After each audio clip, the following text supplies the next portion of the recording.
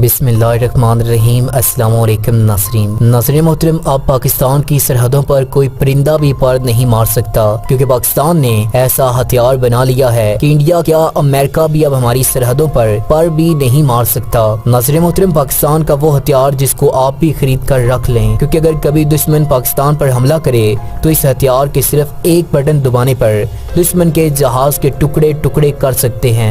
Pakistani missile जिसने America के अमराम missile की भी कमर तोड़ दी है। पाकिस्तान आर्मी ने दुनिया की एक अजीबो गरीब हवा से चलने वाला होवरक्राफ्ट बना लिया। और साथ में बात करेंगे पाकिस्तान आर्मी में शामिल आर्मर्ड लॉन्च ब्रिज के बारे में। तो आइए बात करते हैं पाकिस्तान की 5 खतरनाक तरीन टेक्नोलॉजीज के बारे में। नंबर 1, पाकिस्तान आर्मी में शामिल आर्मर्ड व्हीकल लॉन्च ब्रिज। नाज़रीन मोहतरम, पहले की जंगों में एक मसला ये भी होता था कि दुश्मन की सप्लाई लाइनों, पुलों और सड़कों पर बम बरसा कर तोड़ दी जाती। इसका एक जबरदस्त हल निकाला गया, मोबाइल ब्रिजेस बनाकर। ये ब्रिज जंग के दौरान तबाह होने वाले ब्रिजों के बदले मिनटों में इंस्टॉल किए जा सकते हैं, जिससे सप्लाई बहाल रहती है और लैंड बेस्ड कम्युनिकेशन नहीं टूटती। M60 ब्रिज अमेरिका का एक मोबाइल ब्रिज है, जिसे M60 टैंक की चेसिस पर बनाया गया है। इसको अमेरिका, पाकिस्तान, इसराइल और सिंगापुर, स्पेन इस्तेमाल करते हैं। इसकी स्पीड 48 किलोमीटर फी घंटा है। ब्रिज की चौड़ाई 13 फीट और लंबाई 63 फीट होती है। ब्रिज को 2 मिनट में फैलाया या समेटा जा सकता है। नाज़रीन मोहतरम, इसकी मालियत $7.5 लाख तक है और ये मुख्तलिफ मॉडल्स में बनाया गया है। इसकी रेंज 410 किलोमीटर तक है। ब्रिज के ऊपर से टैंकों, ट्रकों, APC, अलगरज 50 टन से भी भारी एशिया को गुजारा जा सकता है। अगर फासला ज्यादा हो तो मल्टी ब्रिज भी लगाए जा सकते हैं। नंबर 2,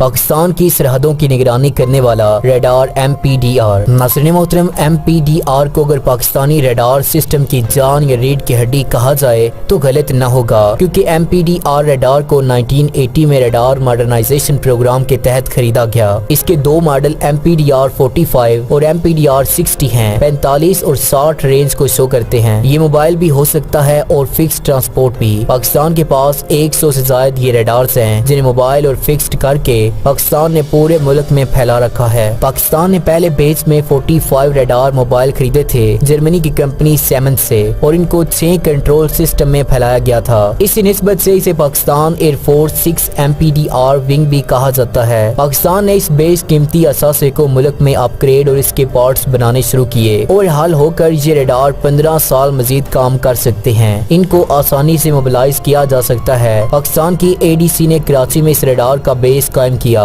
और इनको सेक्टर कमांड में बांट दिया गया।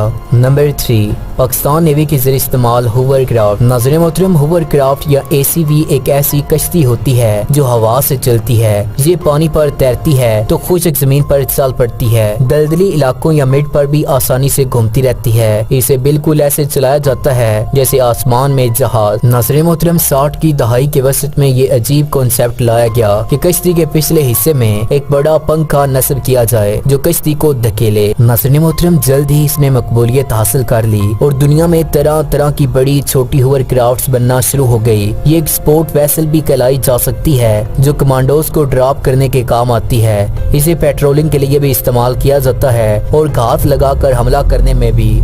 इस पर एक छोटा रेडार नस्ब होता है और एक हैवी मशीन गन भी, जिससे इसकी अपनी हिफाजत की जाती है। मुख्तलिफ फोर्सेस मुख्तलिफ होवरक्राफ्ट्स इस्तेमाल करती हैं। पाकिस्तान नेवी ने भी बरतानिया से 12 होवरक्राफ्ट्स खरीदे हैं, जिन्हें पाकिस्तान नेवल मैरियन इस्तेमाल करते हैं। पाकिस्तानी बहरिया के जरिए इस्तेमाल होवरक्राफ्ट का नाम ग्रीफन 2000 है। ये 3 टन वजनी है और 12 मीटर लंबी है। इसमें 20 फौजी और 3 अमला सफर कर सकता है। इसका 350 हार्स पावर का इंजन इसे 35 मील फी घंटा से भगाता है। इस पर 7.62 मिलीमीटर की एक गन नस्ब है। इसकी रेंज 450 बैरी मील है। नाज़रीन मोहतरम, पाकिस्तान नेवी इसे पेट्रोलिंग और तरसील के अलावा नेवल स्पेशल ऑपरेशन में भी इस्तेमाल करती है। नंबर 4, SD-10 BVR मिसाइल। ये air to air long range BVR missile है। चाइना ने BVR बनाने की सर तोड़ कोशिशें 2000 में ही शुरू कर दी थी, जब सारी दुनिया BVR पर मुंतकिल हो रही थी। 2002 में पहली बार इसे देखा गया। अमेरिकी और फ्रांसीसी BVR से थोड़ा बड़ा ये मिसाइल चाइना को फ्रांस पर डिपेंड होने से आजाद कर गया। SD-10 इस वक्त कमों पे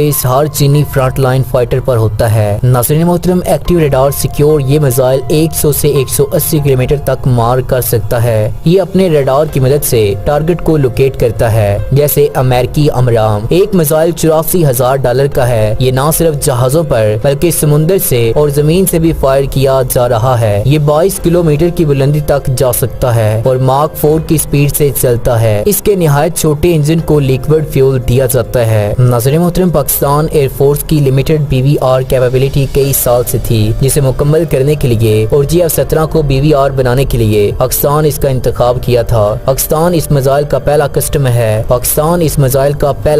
ہے اور پاکستان 800 ST-10 میزائل خریدنے کا ارادہ رکھتا ہے۔ یہ پاکستان کے JF-17 فلیٹ کا مین میزائل ہے۔ یہ ایک ریلائبل میزائل ہے جس کی سیکیور کوڈز دشمن کو ملنے کا چانس ہی نہیں اور نہ ہی اس پر پابندیوں کا امکان ہے۔ ناظرین محترم، پاکستان ایئر فورس کے ورکنگ ہارز کو ST-10 پر رکھنے سے پاکستان ایئر فورس کو اس کی وجہ سے امرام سودے میں بھی آسانی ہوئی تھی۔ نمبر 5، FIM-92 stinger missile. MANPAD یا کندھے پر رکھ کر فائر کیے جانے والے یہ سام یا سرفیس ٹو ایئر میزائل کم فاصلے کے ایئر ڈیفنس میزائل ہیں۔ امریکی کمپنی رائتن کے بنے یہ میزائل اتحادی افواج، نیٹو افواج اور نان نیٹو افواج میں بڑے ہی پیمانے پر استعمال ہوا ہے۔ ناظرین محترم، 15 کلو وزنی یہ میزائل 3 میل یا 5 کلومیٹر تک مار کرنے کی صلاحیت رکھتا ہے۔ انفراریڈ ہومنگ گائیڈنس سسٹم سے کام کرنے والا سٹنگر کئی طرح کے ایئر سی لینڈ پلیٹ فارم سے فائر کیا جاتا ہے۔ ناظرین محترم، یہ جنگی جہازوں کے خلاف بہتر لیکن ٹرانسپورٹ جہازوں اور ہیلی کاپٹروں کے خلاف زبردست ہتھیار ہے۔ اس کے 5 ماڈل بنائے گئے اور یہ 1978 سے اب تک افواج کا حصہ ہے۔ اس کو چلانے کے لیے ویسے تو 2 آدمیوں کا کریو ہوتا ہے،